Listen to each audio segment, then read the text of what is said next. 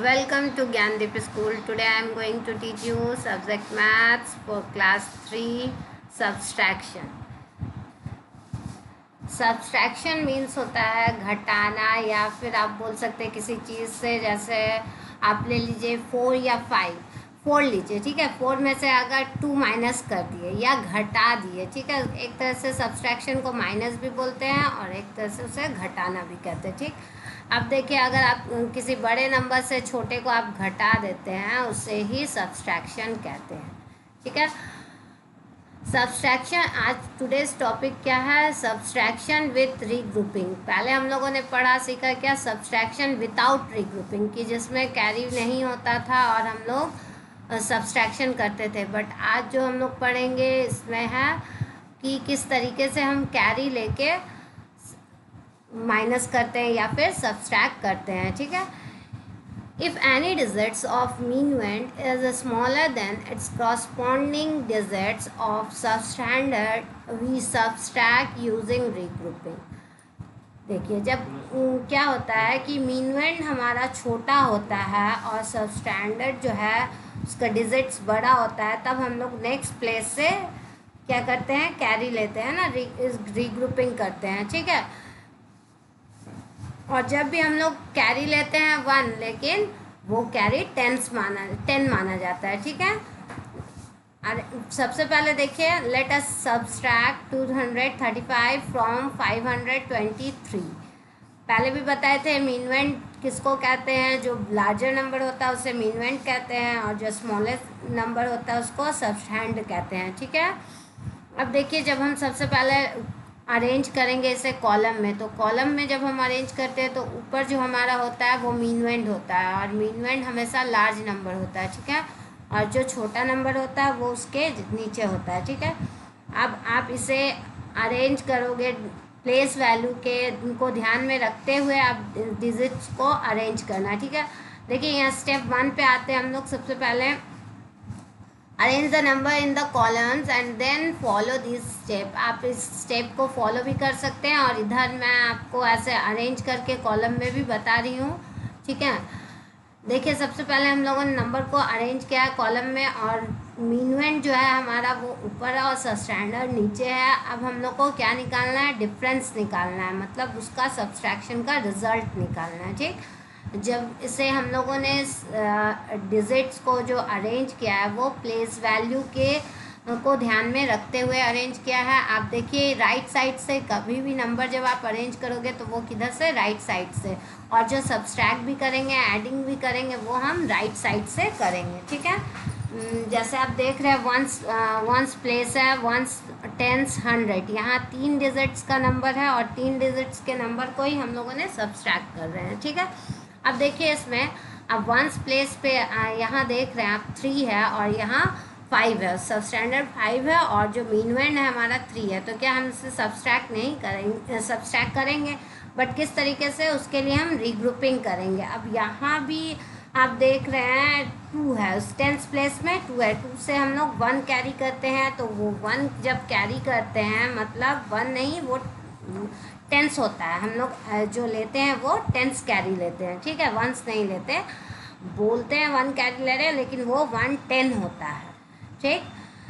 110 जब हम यहाँ 3 में 10 मिला दिए तो ये हो गया 13। 13 से अब हम लोग 5 माइनस कर सकते हैं इससे। 13 से जब हम 5 माइनस करते हैं तो कितना आता है? वो 8 आता है, और 8 भी हम कहाँ लिखेंगे? वंस प्लेस पे ही लिखेंगे। अब देखिए, हम लोगों ने टेंस प्लेस में 2 था और यहाँ से 1 कैरी लिया, तो 1 कैरी लेने के बाद यहाँ कितना बच गया? यहाँ भी 1 बच गया है ना, 1 बच गया है। और ये 1 को हम लोग क्या करेंगे? अब देखिए, 1 आप माइनस कर सकते हैं 3 से? नहीं कर सकते हैं, ठीक है। इसलिए हम फिर 10 कैरी लेंगे, और 10 कैरी लेके इसको माइनस करेंगे, तो 10 और यहाँ 1 हो गया, तो ये कितना हो जाएगा? 11। 11 से हम लोग 3 माइनस करेंगे तो आप देख रहे हैं यहाँ 8 आ जाएगा, है ना।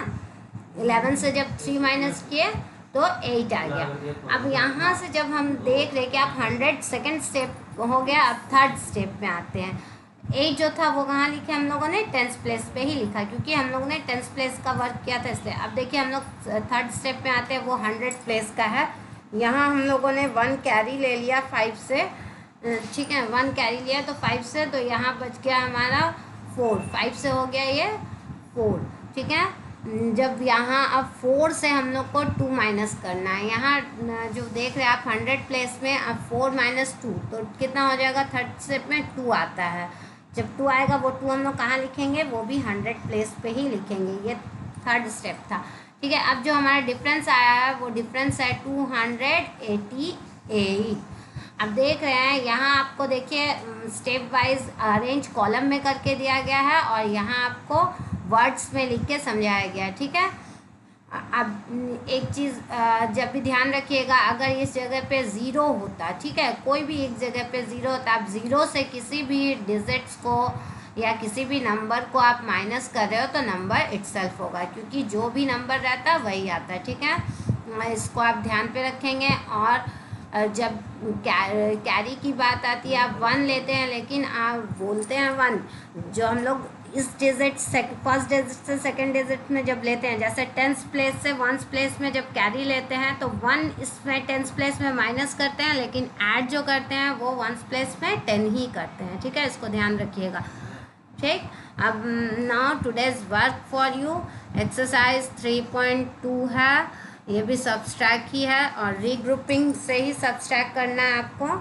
ठीक है, आप देखिए यहाँ जैसे एक सॉल्व मैं आपको बता दे रही हूँ, क्वेश्चन नंबर 1 का एफ, यहाँ देखिए अरेंज किया हुआ है कॉलम में, आपको उसमें सब्सट्रैक्ट करना है। आप देख रहे हैं यहाँ 1st प्लेस में 0 है और 7 है, तो आप क्या 0 को 7 से माइनस कर सकते हैं? नहीं। अब यहाँ इसका मतलब ये नहीं कि 0 में 7 है तो आप 7 ही लिख देंगे, क्योंकि यहाँ नंबर इटसेल्फ नहीं होगा, क्योंकि ऊपर जो मीनवेंट है वो 0 है, आप सबस्टैंडर्ड आपका 7 आ रहा है।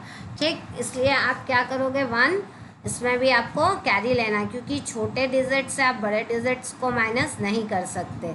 ठीक है, तो जब आप 1 कैरी ले रहे हो तो यहाँ हो जाएगा 10 हो गया, और यहाँ आप 10th प्लेस से 1 कैरी लिए हैं 1, तो यहाँ हो जाएगा आपका 4 और यहाँ हो जाता है 10 से 7 माइनस कर दिए, कितना हो गया 3। अब देखिए यहाँ 5 था, वो आपने 1 कैरी ले लिया, इसलिए यहाँ 5 के बदले वो क्या किस में चेंज हो गया, 4 में। 4 से 3 माइनस कर देंगे 1 आ जाएगा, और यहाँ 8 से 6 माइनस करेंगे 2। ठीक है, तो डिफरेंस हमारा कितना आया, 213।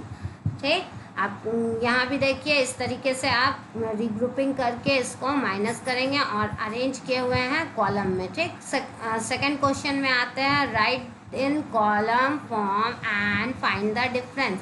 सबसे पहले आपको इसे कॉलम में सजाना है, उसके बाद इसका डिफरेंस आपको निकालना है।